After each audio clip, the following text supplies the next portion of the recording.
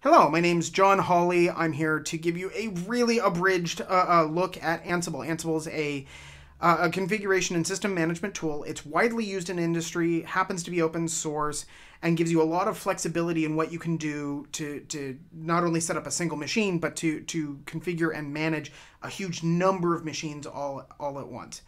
With this really brief overview, there should be two virtual machines that you can download. They're based on CentOS 7. They have the SSH keys that you're going to need already baked into them, already set up. You should be able to load these into something like VMware Fusion or VMware Workstation. They should just come up. You should get some IP addresses, and you should be able to just get going. These are labeled both client. One of them is labeled client, and one of them is labeled target. The client is the one that you're going to actually be working from. It's going to be what's pushing the information out to the target. The target is the machine that you're going to actually be configuring. If you're using something other than Workstation or Fusion, these are reported to work, but your mileage is going to vary. You may have to mess with some networking to make it all work correctly. The one thing that I can't predict about these virtual machines is what IP address they're going to be given out of DHCP. So that is something you're going to have to set up on the client machine. You're going to have to go into and edit etc Ansible host. And add in the IP address of the target machine that we're going to be using. Now, when these VMs boot up, they should at the top of the console show you not only their IP addresses, but their username and password to log in on them, just on the console. If you're using SSH from the client to the target, that's going to actually have the SSH key already set up, so you don't need to worry about that. But go ahead and edit Ansible hosts. With the IP address of the Ansible target, and then you should be able to run this Ansible all -m ping. And what that's going to do is it's going to take all of the hosts that Ansible knows about, and it's just going to run this ping command, which is basically, is the remote system alive? So it's going to actually SSH out, double check a couple of things, and come back and tell you whether it ponged. This is not an actual ping. This is it actually running a specific command on the target that returns a pong. So, once you've got that all kind of set up, you can actually start doing more and interesting things. Like you can actually start creating files using echo statements and some other bits and pieces there. But let's dive into something that is actually useful to know, which is copying a file from your say this is a configuration file or something like that. In our case, we're just going to be copying a copy of Jules Verne's 20,000 Leagues Under the Sea from the client machine, which is this file should already be in /root, to the target machine into /temp.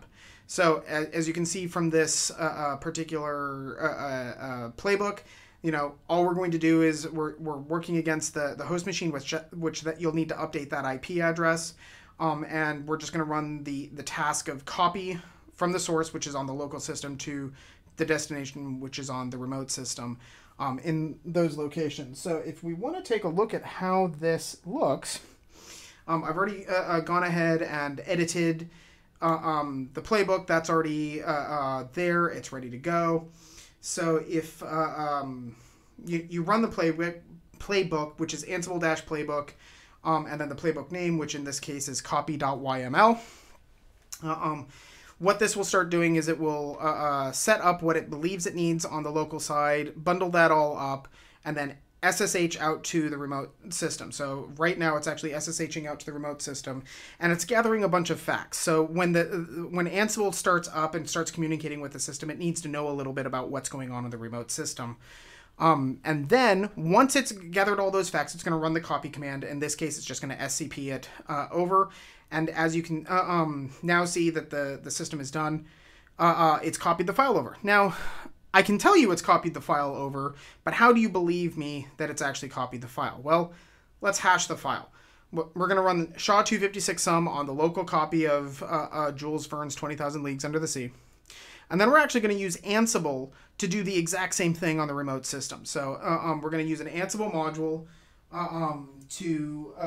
against all of the known hosts, that it's going to do exactly the same thing. It's going to run SHA-256 sum on the file in /temp instead of in /root. And as you can see, the two hashes match and everything looks good. So the file did copy correctly. It went out there just fine. So now, and for those of you who were, if the video didn't load or something, this is roughly what the output should look like. Although I've obviously taken some liberties in editing the formatting, but as you can see, the hashes do match. So you have now just done Ansible, and that's all the time I've really got. So if you want, if you're looking for more documentation, docs.ansible.com. Really great open source project that's been documented super, super well. If you're looking for pre-built systems on how to like install, VMware Workstation or set up SSH or something like that, go and take a look at galaxy.ansible.com. And what's going to be there is a bunch of pre-baked things that people have put together to make setting up certain pieces a lot easier, a lot nicer, that you don't have to do all of the work. And if you've got questions, obviously there's IRC and the # Ansible on Freenode, and then obviously my own contact information. Thank you.